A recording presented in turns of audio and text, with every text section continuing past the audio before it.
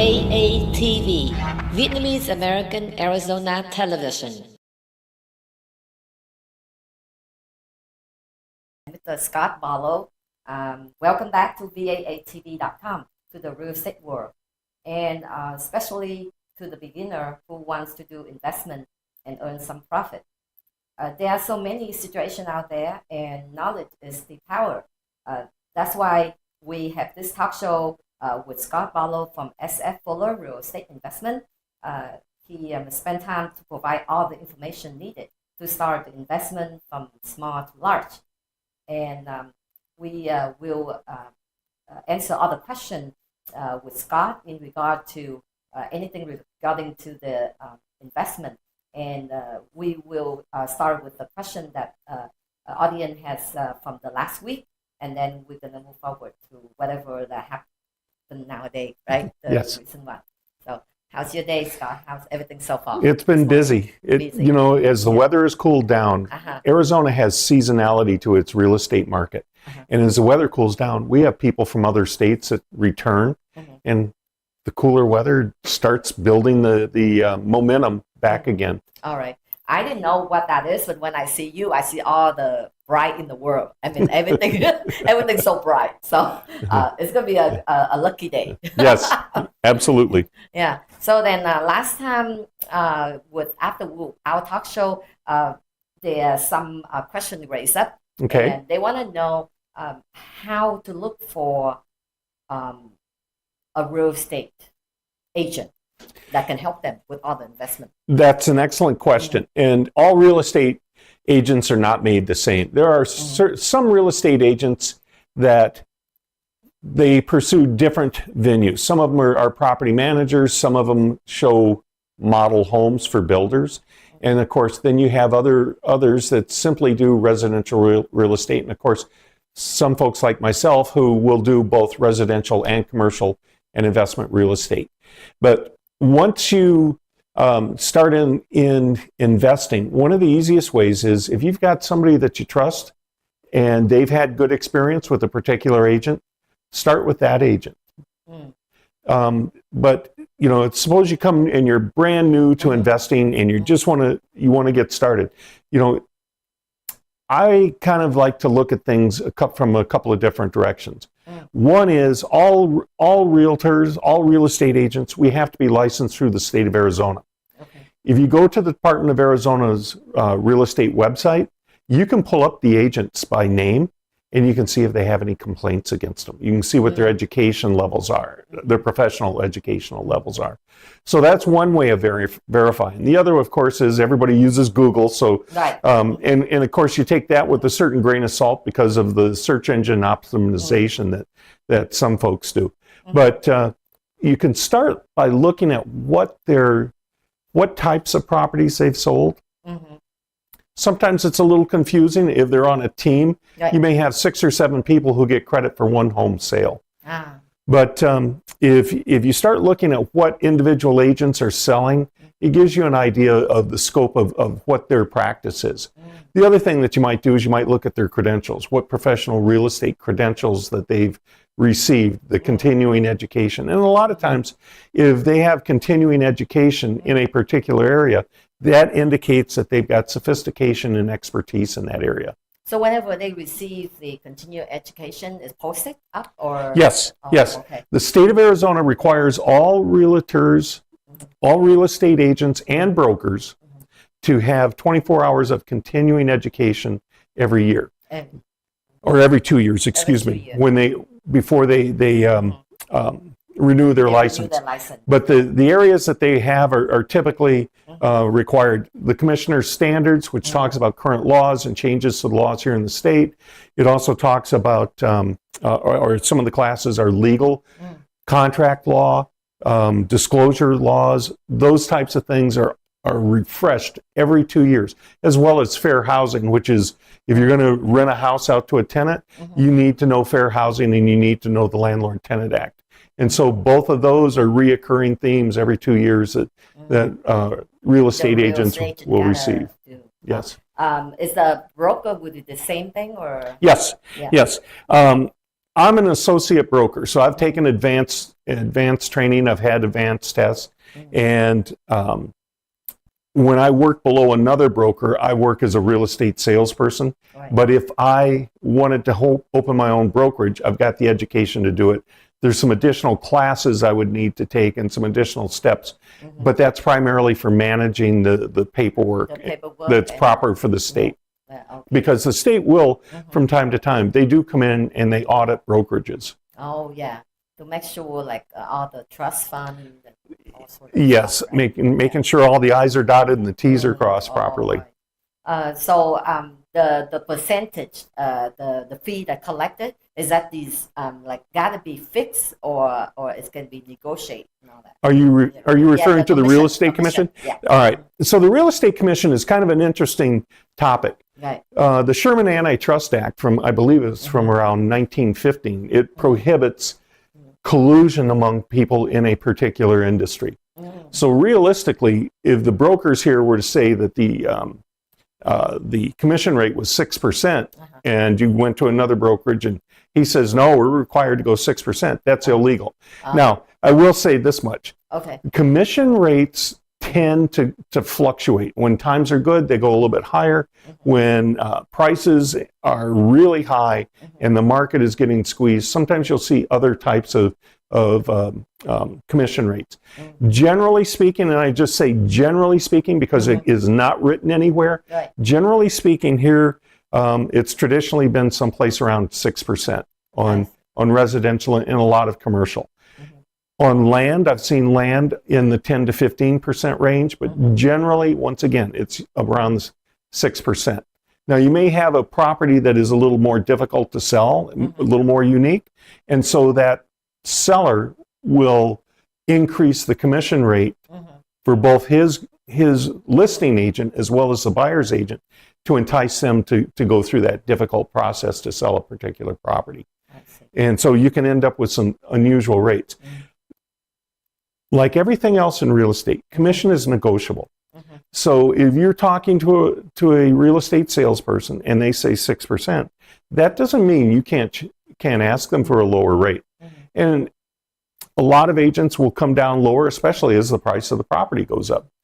3% of a $10,000 property is not a whole lot, but 3% of $1 million property is significant. So, you know, there is some fluctuation there, and it's a little negotiation back and forth.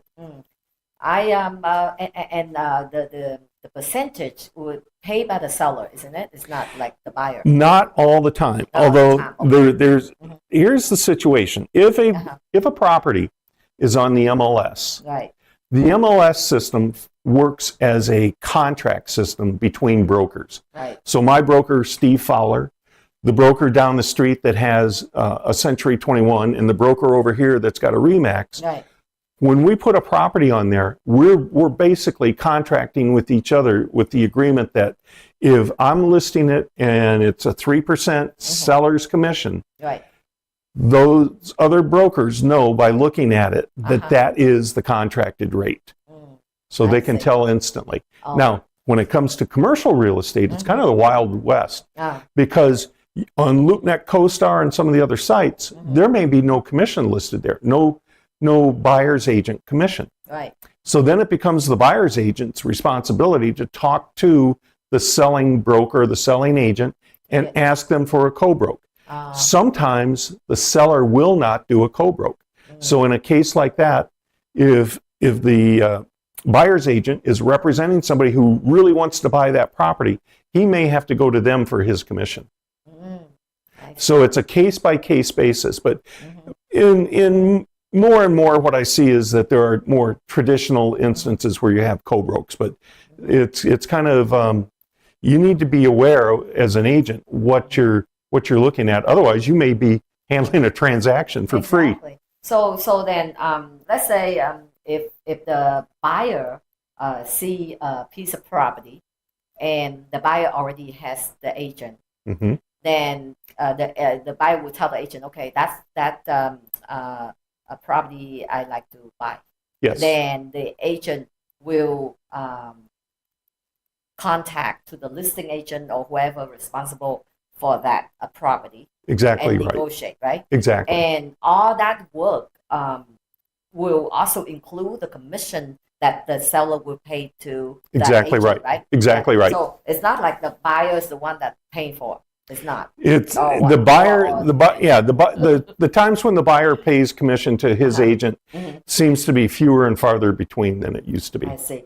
So how about a piece of property that the buyer buy that also listing by the same agent?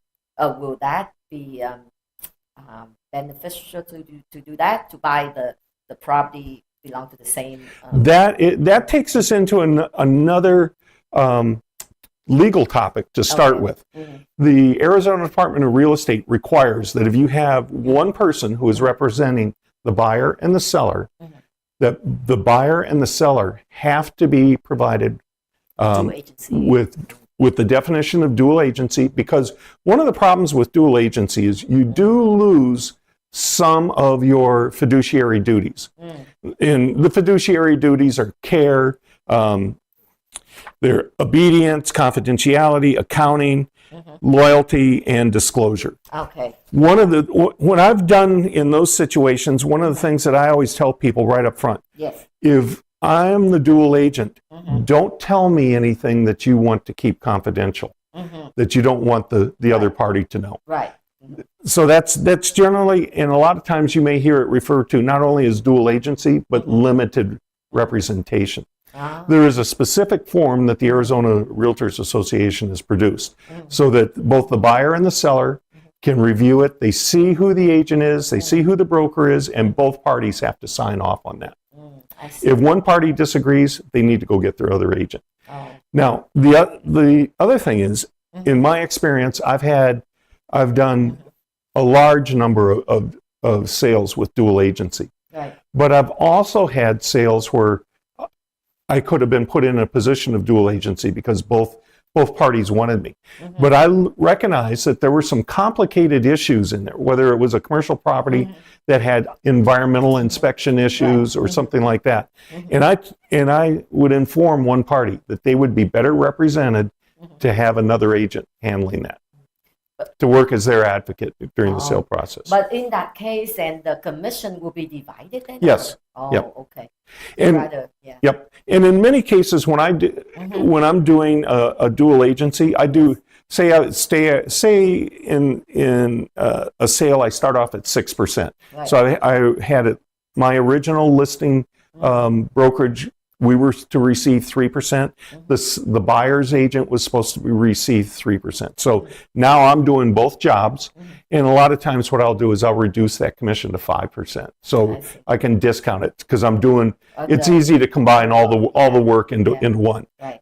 So again, like all this, you have to protect the interests for the buyer and the seller at the same time. I mean, like you cannot be favor one another if you act whenever you act as a dual agency. That's exactly right.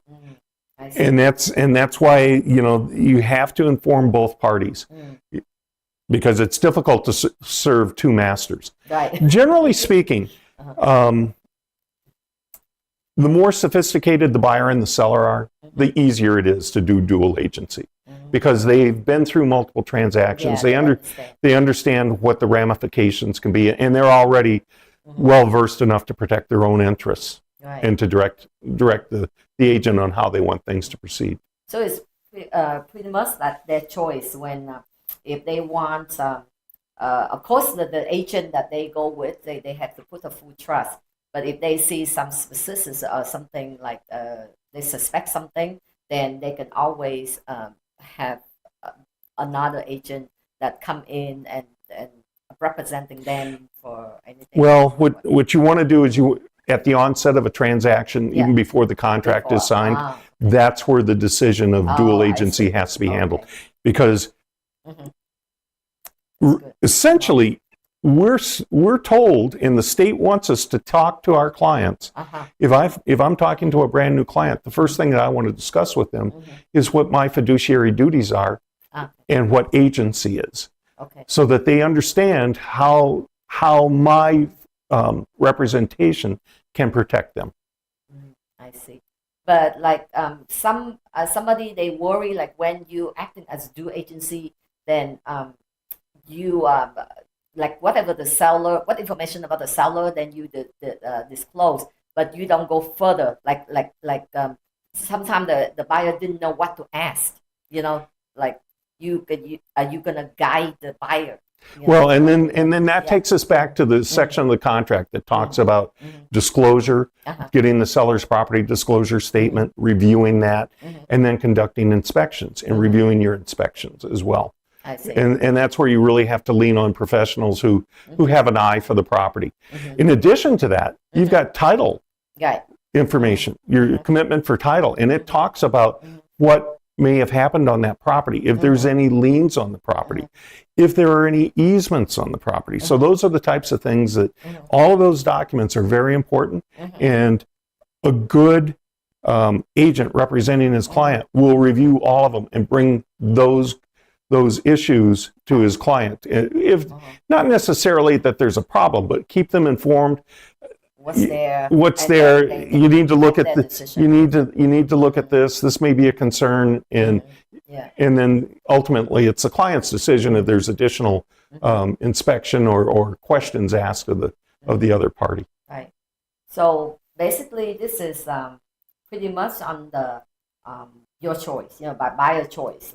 But then buyer have to make a decision way before they do the offer, because when they do the offer and they want to go with the same listing, the agent that listing the property, then they have to go with that, right? They cannot change after that. They cannot Well, let's put it this way.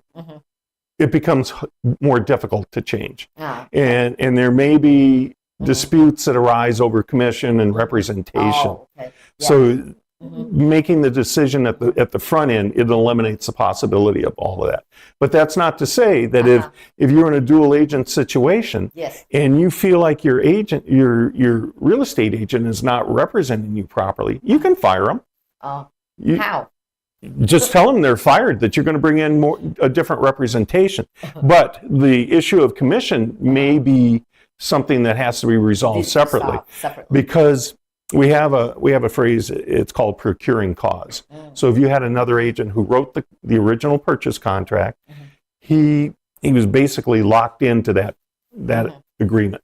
But there are ways of handling it. And sometimes you may have to go to the designated broker for that agent to get resolution. Ultimately, it's the brokerage's business. And the broker can make decisions if he feels like things are going bad as well. And certainly, if a client comes in and brings something to his attention, if there was misdeeds, malfeasance, lack of, probably one of the bigger ones is just lack of having the comprehension to understand a transaction. In other words, working on something that you don't have the experience to work on. So then, those are the types of things you can go directly to the employing broker. I see. Yeah, because I know that's just a question I raise out people concerned, but generally speaking, whenever you want to do investment, and if you already see something you like and all that, I would say we put the full trust into the person representing you. Doesn't matter if it's both way or whatever, but it's paperwork, right? Black and white. So, and then you can make the decision there, to move forward and purchase a property. And if when you don't feel that you don't trust anybody else at the beginning, then should let the agent that you like to contact, right? To do all that from the beginning. So because I believe whenever we start something smooth at the beginning, everything after that will be smooth. But if we start something with problem with this and that, then it's always problem come along the way. It always seems to be that way. It's just a superstitious. I don't know. Yeah, I feel that way. Whenever it's happened, okay, it's too much problem issue or here and there, then I don't want to get in. Yeah. But on occasion throughout transactions, you may have issues that pop up. Yeah. I've had issues where there were loans showing up on a property. Oh yeah, when the buyer where the seller had paid cash, so there was no loan. Right. Yet on the title report, they're showing a loan. So they have to search and see when was that loan been on, right? Yep. So they And in some cases, the loans should have been cleared off at the last sale. Before the transfer. And in other cases, you've got something strange going on where somebody made a mistake. The most common one that I've seen is on a piece of land where a seller at one point he has 3 lots, and he keeps 2, sells 1. Okay. And then he goes and he wants to get a loan on his 2 lots to build a building. But he's had the old legal description for all 3 lots. And instead of editing out that 3rd lot that he's sold, leaves that description in there.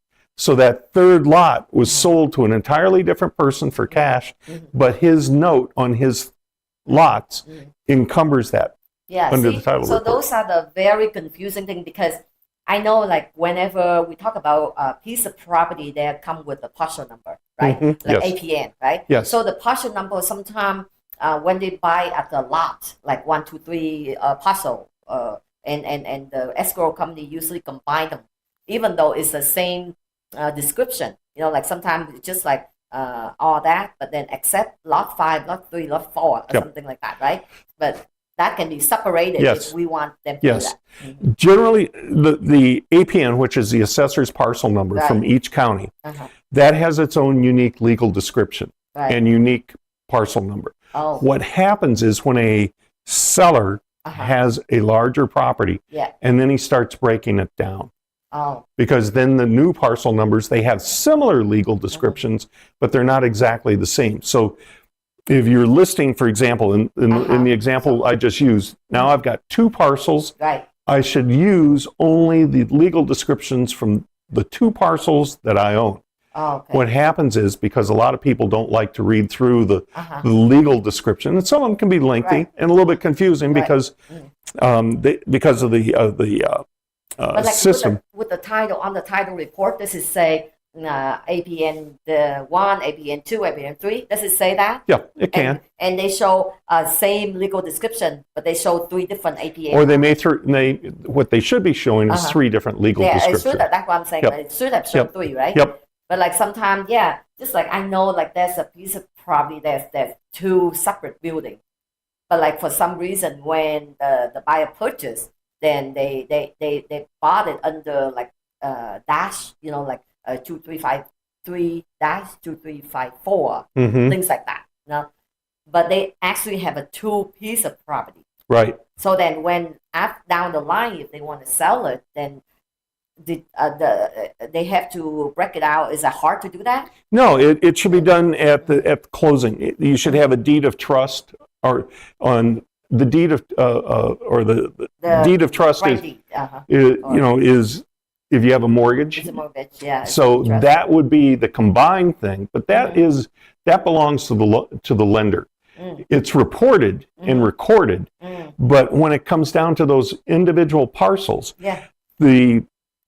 it should go back to the assessor under each parcel separately, even though the sale was. Let's say they borrow only one of the parcel, but like because when the title or the escrow or whatever, they see the 2 addresses combined, and they just combine the whole thing.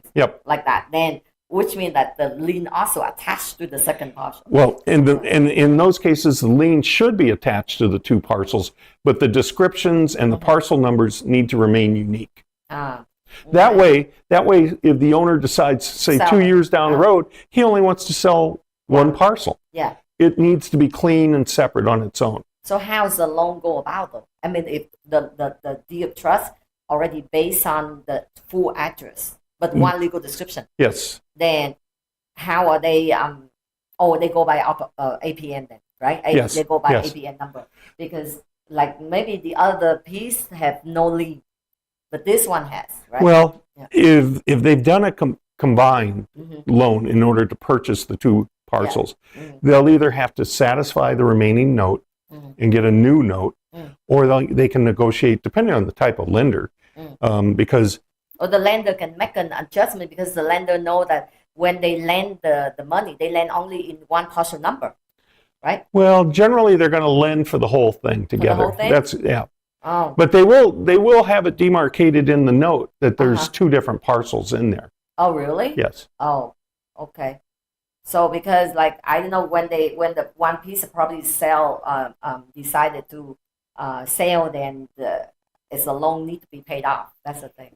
That's correct. The loan needs to be satisfied in one form or another. Maybe it's renegotiated To the other just to the other parcel, or credited. The value of the other property is credited, or a portion of the proceeds from that other property go back to satisfy a portion of the loan. But the lender will need to be involved in that portion up front. Yeah, because I know that when you mentioned about the issue happened on the title, and normally when people receive paper, they don't read the title report. I mean, that the wording and all that. It's difficult. What's that for? So they only read the number. Actually, they know that how much was the sale price, how much the loan payment, how much money that they put down payment, how much money they got, so things like that. Right. But they overlook for the other part. So this is a good way you bring out to the audience, and they need to know the title report also piece of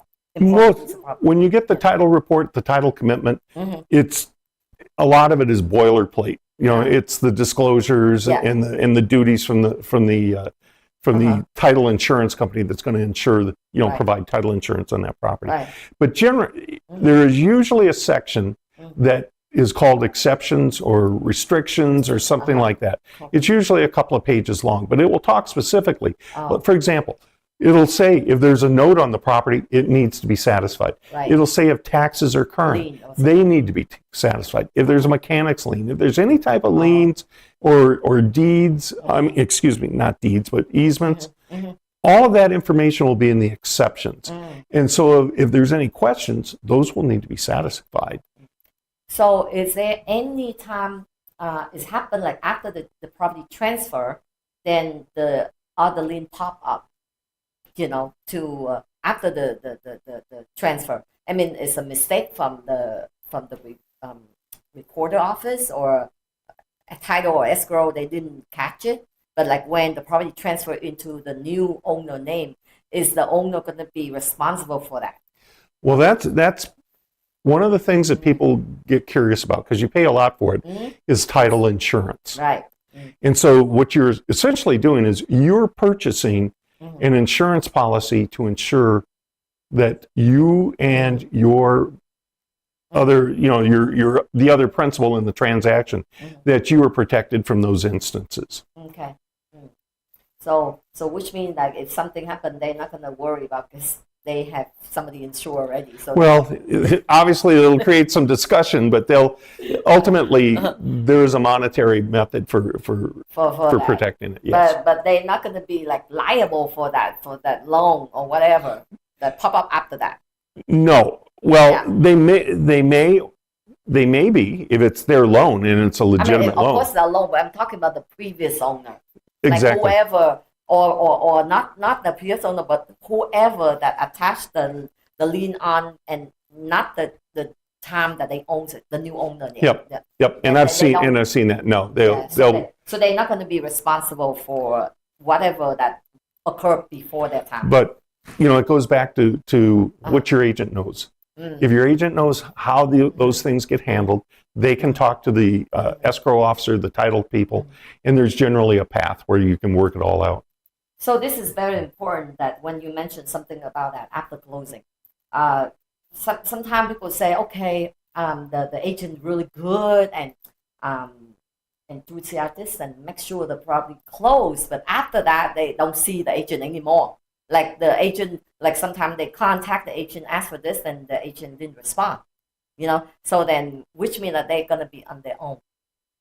Important to find a good agent that can help them after all. That's what I look at that. That's unfortunate that if your client calls you on something, they're still your client even after it's closed. Yeah. On that transaction. Right. Now they're not necessarily your client if your client goes to another agent to list the property for sale. Right. But one of the things about that we're required to do, our brokerage is required to do.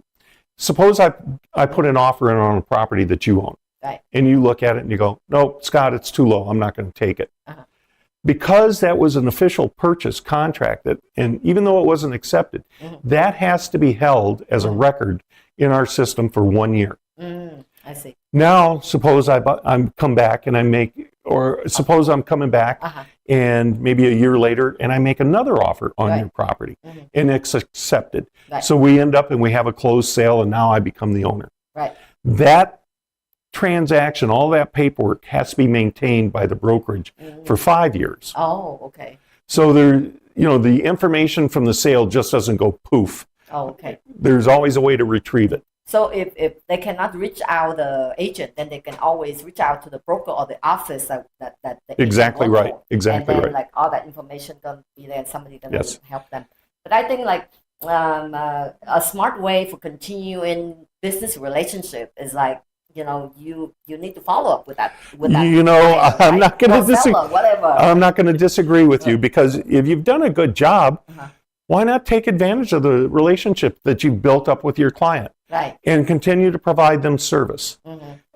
It's a beneficial thing because you know your client knows you, and it gives you an opportunity to develop referrals, to have additional business. It becomes a win-win situation. Yeah. And some of the best real estate agents and brokers that I know, that's their key to business. Not developing new business, not necessarily bringing in the new home buyers or sitting out at a home builder show or something like that. They have a steady flow of folks who come to them and they do transactions. This is just a little bit of an aside, but when I first started in the business and I sat down with my broker, one of the things that most impressed me was he made a comment that he had one client that he had done at that time. He had already done 120 transactions. So thought I was just one. Yeah, you got to start somewhere, but obviously he continued to stay in contact with him, continued to provide good service, and his client trusted him, and they developed a relationship.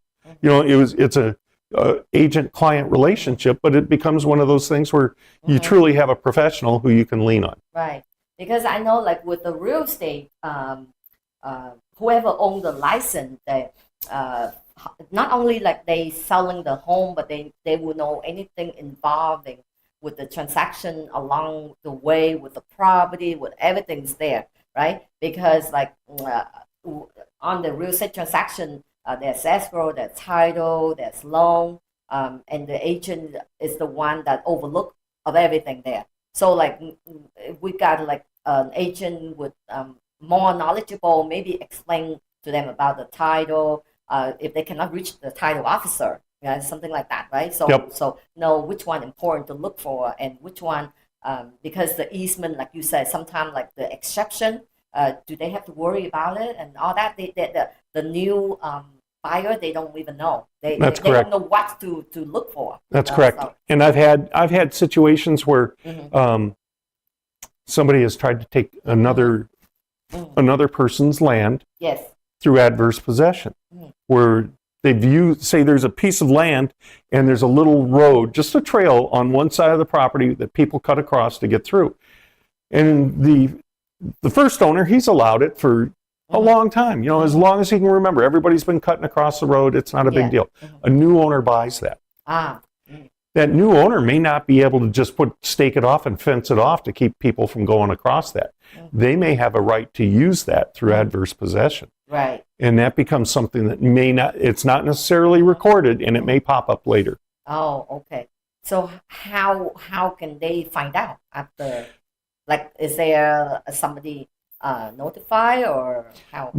That should actually be one of those things that the seller provides in the seller's property disclosure statement. Disclose that, yeah. But by the same token, the buyers also has an opportunity to go out and take a look at that property, and if they see that, they can question it. They can question, yeah. If you see something, when you physically are on the property, if you see something that doesn't make sense, or if you're looking at any documents and it doesn't make sense, ask questions. Like a piece of property, like if you guys want to buy in a large building plaza, for instance, then there's a lot of parking around there. And but then it's the property, the piece of property you own just one side. So are you allowed to use all those parking, all that things like? Well, that becomes another issue, because that may, there in a previous ownership, Yeah. There may have been something negotiated that allows for that. Okay. The original property will probably still have a number of parking spots that the Planning and Zoning Commission for that jurisdiction required them to have. Say you've got a building that's 2,000 square feet, and it could be a restaurant, and a restaurant's got higher need for parking because people are staying and eating. Yeah. On the other hand, it may be a building where they're doing industrial printing. In other words, they're printing books or they're printing things. So people just come and go. And there may not be that many people. So a lot of times it may be dependent both on the use of the building and the size of the building. So there's a lot of factors that come in there. So, but there was almost always documentation that you can fall back on. And a lot of times that's what during that process, you'll be asking for any documents, any blueprints, any site plans, any information that pertains to that property. But like, let's say if they come into the property and they don't see any parking listed, the unit or whatever, then they can park anywhere, right? And maybe. Oh, wow. Because once again, I've seen situations where you have an office complex, 4 or 5 buildings. Those 4 or 5 buildings, they could be on separate parcels and owned by separate owners. So then you have a situation where you have to have an owners association. Oh, okay. The owners association for commercial works similar to an HOA for homes. Design. Yeah. And so what the owners association can do is they can condition the types of tenants you have. Okay. In other words, you could have a tenant come in and you primarily want professionals like lawyers and doctors. Right. But then you have a tenant that comes in and say they want to open a tattoo shop. Oh. That's not a good fit. Right. So they can exclude them. They can designate who gets to park where. And they can designate it on how much space that tenant has. I see. If a tenant's getting out of those 5 buildings, and they're all the same size, if you have one tenant in one building, so he's occupying 20% of the property, he should have about 20% of the parking available to him. Yeah. And then, of course, they can also, I know we're going to talk a little bit about commercial leases, but you can get into things like who's paying the taxes, who's doing the maintenance on the parking lot, who's mowing the grass. Yeah, there you go. But like in that situation with the plaza that have association, then the what you call owners association. Owner association, right? So if they have that, they will during the transaction they will send information to the buyer to know prior. Exactly. Right, for the decision. Exactly. Whether it's a homeowners association or an owners association, the seller needs to make sure that that group knows that they're selling the property, because the homeowners association is required to provide a copy of the CC&Rs within a certain amount of time, and that generally goes through the title company. Sometimes it's a little bit looser on the commercial side, but that owners association also needs to provide a copy, or the seller needs to provide a copy of the owner association CC&Rs, because that's information that has to be disclosed up front. That's part of your due diligence in the types of things that you're going to want to know. Yeah, I know, like buying and invest into a residential is not as complicated as the commercial building, because it's require more stuff in there. The commercial buildings end up being a little more complicated with a couple of different things. If there are multiple buildings, multiple tenants, and you've got multiple other types of ancillary areas, common areas, and if you start adding things like, think of a big shopping center, where you've got an anchor store, like maybe a grocery store, or it could be a department store. They're the big tenant, but then you've got little tenants, and so all of them need to be able to pay their portion to maintain the entire complex.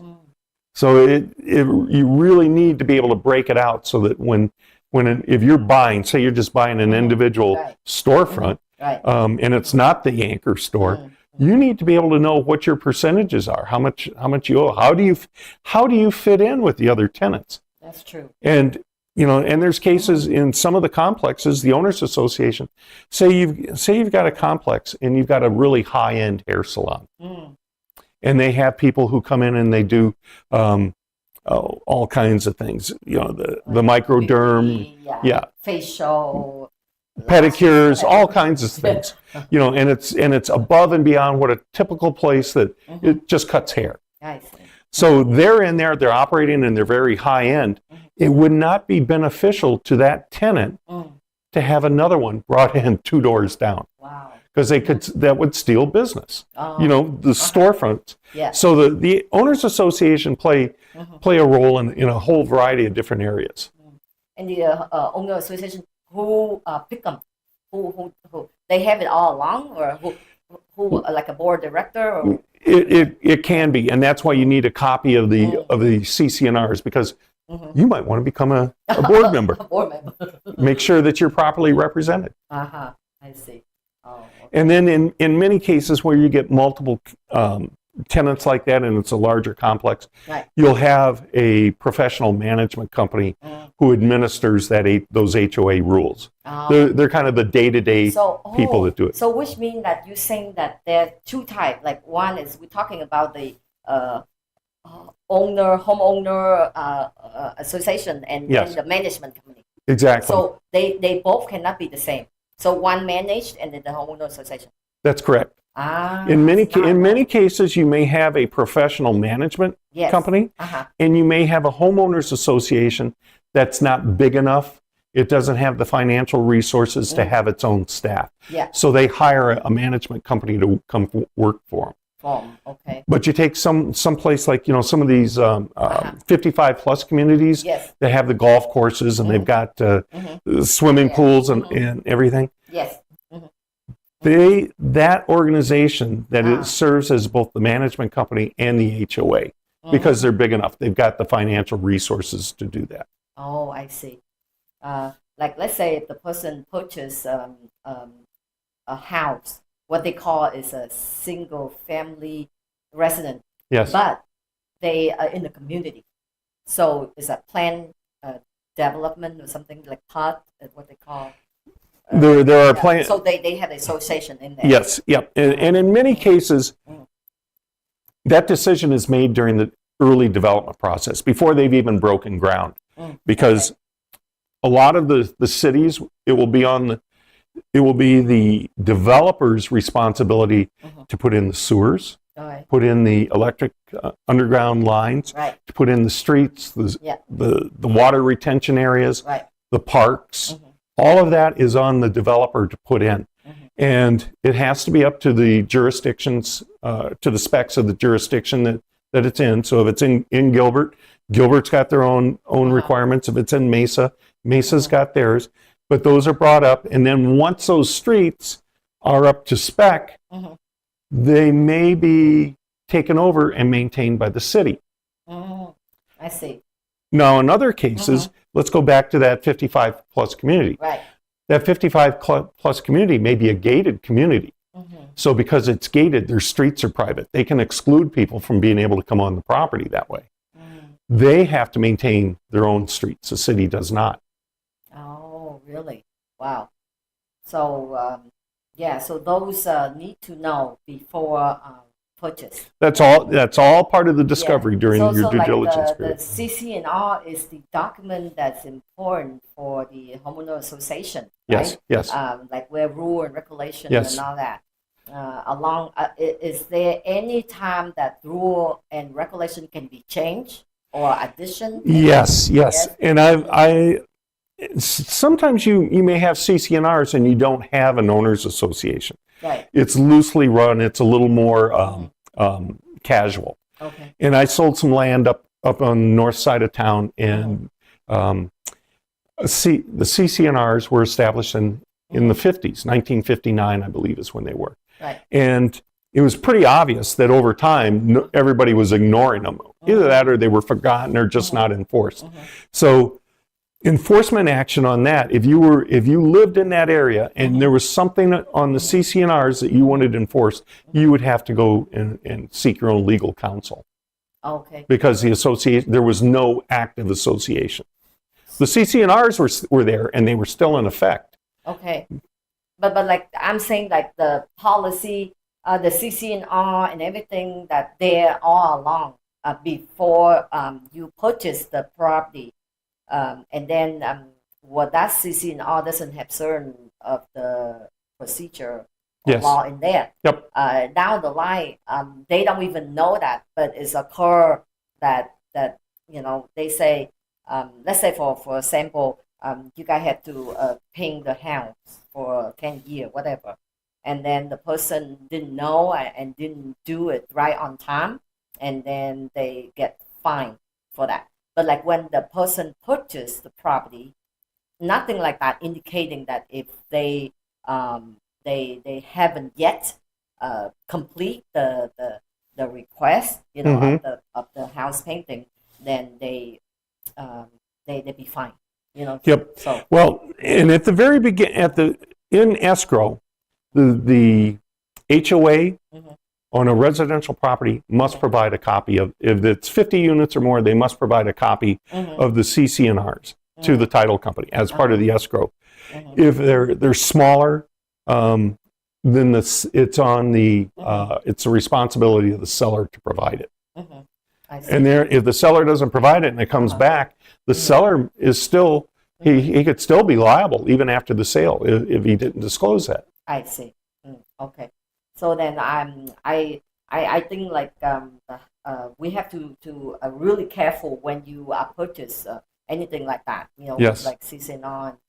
We have to understand the bylaw and all the time frame that they have. When they change something or they do anything with the association, isn't it like everybody be notified? Usually they have some type of procedure for notifying everybody and for voting, those types of things. I see. Okay. Okay. I was thinking, so those are furniture. So they will have. How about we're talking about the leasing, the commercial leases. Yeah. Most everybody has rented an apartment or a house from time to time, and that's what we're all pretty much familiar with. Yes. The terms of the lease is who is the landlord, who is the tenant, how many people are going to be living in the home, what the address is, how much they're going to pay each month, and for how long will they be there. Generally on residential, it runs on a 1-year basis. I see. And then there are provisions in there that may say that at the end of the lease period, that if neither party, either the landlord or the tenant, is given the other party notice, it can continue on a month-to-month basis. You keep it at the same rate. I see. On commercial, it's very specific. The time periods can vary from a year up to 20 years. I see. And they may have the capability of having automatic raises built into them. One of them that I see that's most common is your first year is set for this year, but next year it's a 3% increase. And then there can be all kinds of things that are built in. Who determine the increase of percentages? That like that's 3% is the pretty much fair. No, once again, that's negotiated. A landlord may want more, and the tenant may want less. So it becomes a meeting of the minds where they just have to agree to it. I see. Now, the other thing too is, oftentimes on commercial that you don't have with residential, is you may have tenant improvements. You may be a landlord, and your building's what we call gray slab. In other words, where the walls are there, and the pipes are coming up through the floor, but there's nothing else there. It's just concrete, empty.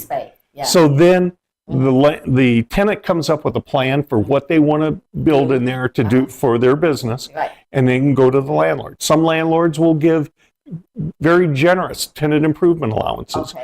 Other landlords will say, no, but I'll give you a free month's rent. So there's always ways of negotiating things, so that you can make it work. So there how many type of leasing calculated, like you say, like triple N and the fixed one, right? Like there's some people say 7 types of leases. Some people say 5 types of leases. Okay. Yeah. One is the full service lease or gross lease. And what that is, that's very common to what we're used to when we rent a house. So say I come in, I rent an office space. You tell me it's $1,500 a month. So every month I pay $1,500 to lease that space. That's called a full service. And then as a landlord, what you're doing is you're providing the building to me, you're providing the maintenance of the parking lot, you may provide trash pickup, you may provide water and gas. That may all be part of it. And sometimes some of those other utilities may not be part of it and you just have to get your own. But the essentials are covered by the landlord. The next one is a modified gross lease, which is where some of the major types of expenses are passed on outside the lease, so it's up to the tenant to get his own services. His own stuff, yeah, like AC, like the plumbing inside the house. Or whatever. Electric, yeah. That's true. And then you get into the net leases. Most everybody, I think, immediately thinks of triple net, but you don't always have to do a triple net lease. If it's a triple net lease, usually covers insurance, taxes, and maintenance or CAM, common area maintenance. But you could easily do, say you've got one building, one tenant, you could do a single net lease where all he does is pay the taxes every year in addition to his normal rent. So that could be one way. A second way to do it is, once again, we've still got that single tenant in there. He could end up being responsible for insurance and taxes in addition to his monthly $1,500. And then, of course, the last one is the triple net lease. And it really doesn't fit with a single tenant. It's really something where you've got multiple tenants and they're sharing a common space, parking lots. Sometimes you've got conference rooms. And so a lot of those services are all combined. And and then they're divided by percentages.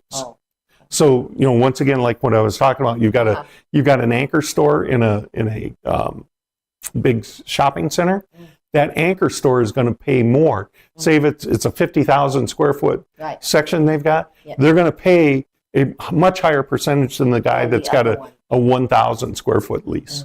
Because it's divided equally with all the expenses, with the square footage, right? Exactly. And then, that's separate out from the lease amount. That is correct. Right? That is correct. You on a case of a triple net lease, what you would do is you would look at the space, and you might be paying. I'm going to use a low figure because it's easy to figure. Say you're paying $1 a square foot per month, or $12 a year, and you lease a 1,000 square foot space. So your base lease is $1,000, but you may have a triple net fee this month of $3.42 per square foot per year. So you would take your $3.42, multiply it by the 1,000, divide it by 12, and that would tell you how much money you need to pay each month for your triple net. I see. Now, the other thing that's an advantage for a landlord on a triple net, what happens with taxes? They go up every year. Insurance costs go up every year. The expenses of keeping that parking lot clean, of having the light bulbs replaced, those types of things, those expenses rise every year. So because it's a triple net lease, that tenant that's in a triple net situation should expect that he should get a notice of what his per square foot price is for this year. And then next year, before the onset of the next year, he should get a new price. Yeah, that's true. Because that way, like sometimes the time pass so quick, and then the price increase or decrease.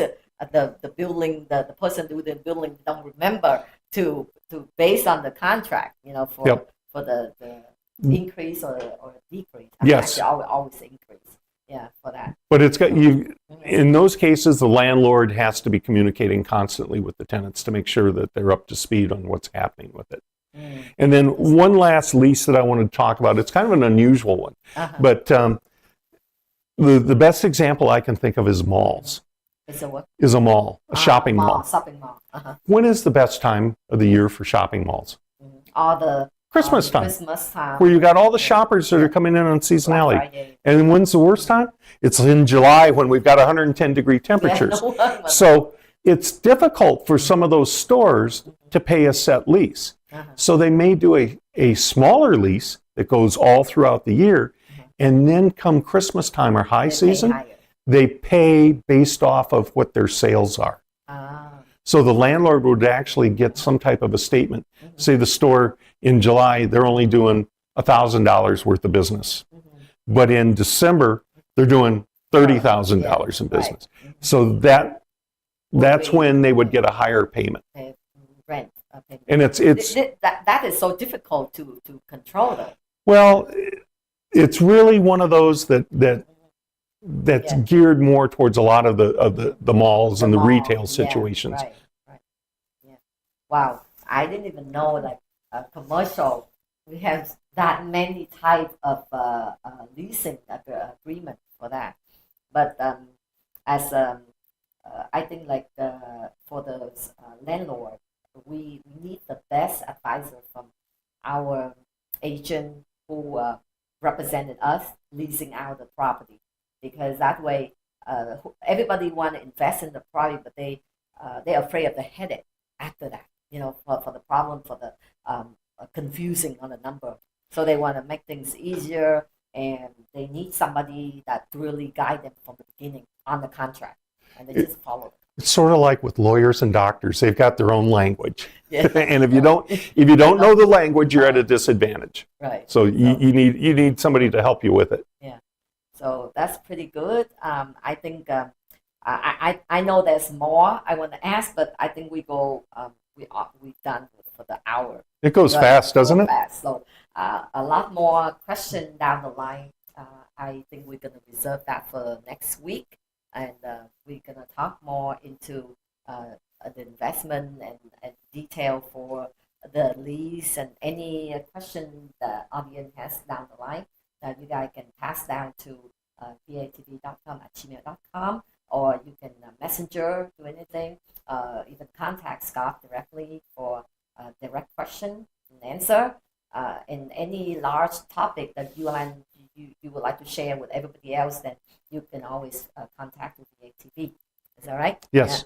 Absolutely. Okay. So, and then I know that you have things to share, but like we're gonna be coming next week. Yes. We're gonna do that before we discuss. There's a lot. Because I didn't realize that we talked so much about at the beginning. Well, and it's great that folks ask questions like that, because there's a lot of details to it, and then you can get into side issues that become very important. Yeah, so on the transaction.